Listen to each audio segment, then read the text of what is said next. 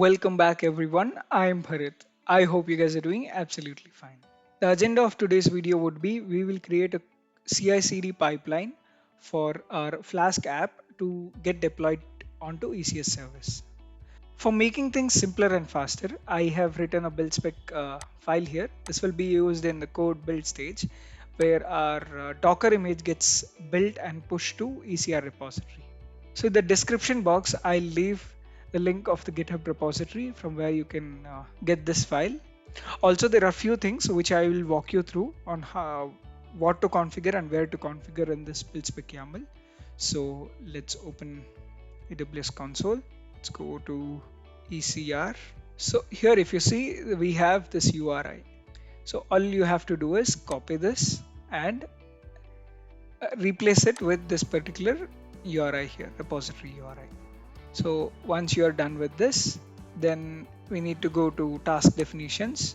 Click on the task definition, choose versions and choose the container name.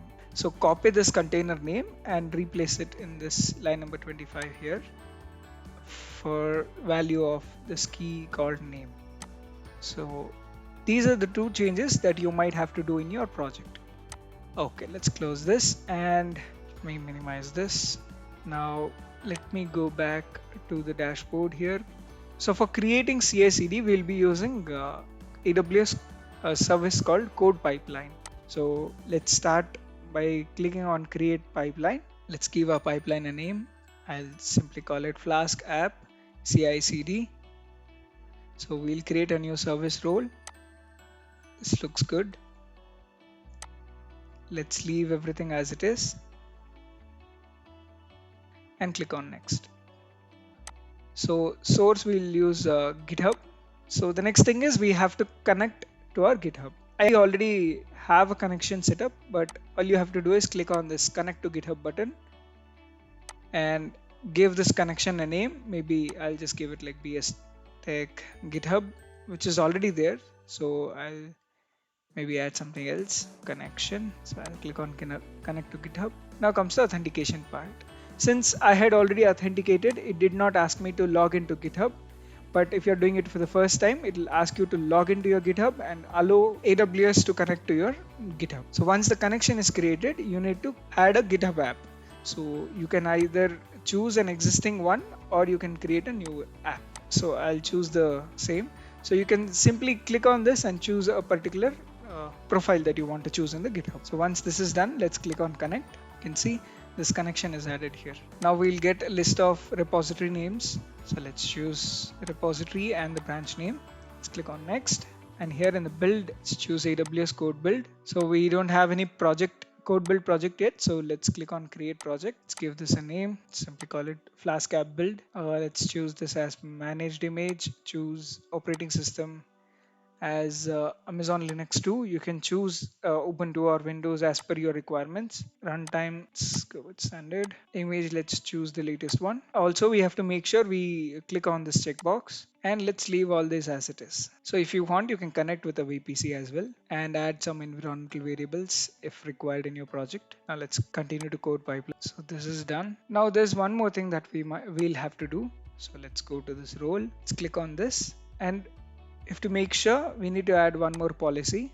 It is search for EC2. It is container registry full access. So it will need this to push images to the ECR. Let's attach the policy and go back to code pipeline and click on next. Deployment, let's choose ECS, cluster name and service name and click on next. So all this looks good.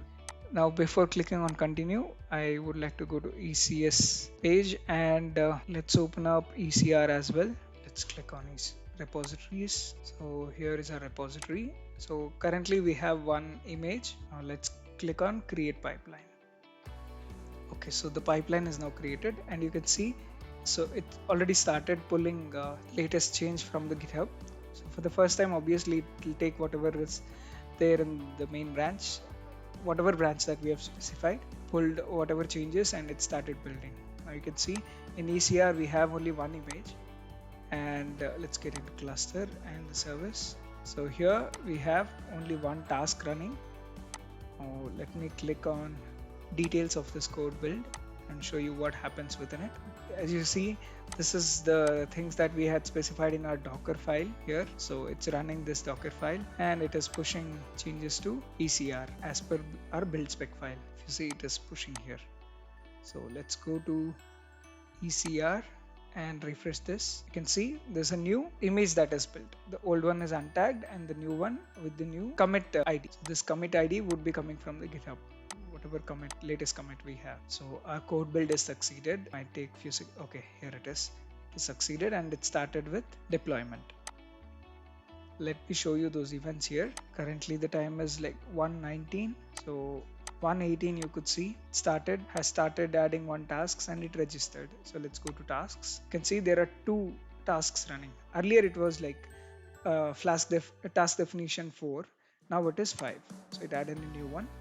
So after a couple of minutes, the other one gets deregistered, and once everything is working in the new version, the old version gets deleted. So let's wait for a couple of minutes and see if this gets deleted or not. So meanwhile, let's go to EC2 and copy load balancer name and see if the APIs are still working. Let's copy the DNS name and paste it here. So it is still working fine.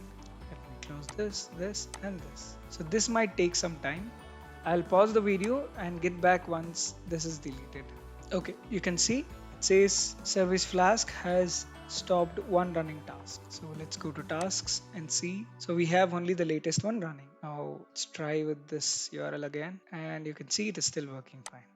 So that is it for this video, guys. If you found this was helpful, hit on the like button, share it with your friends, and drop your valuable thoughts and suggestions in the comment section below. Don't forget to subscribe to our channel if you haven't yet, and hit on the notification bell so you never miss out any of our latest updates. Thank you for watching. I look forward to meet you guys in the upcoming videos.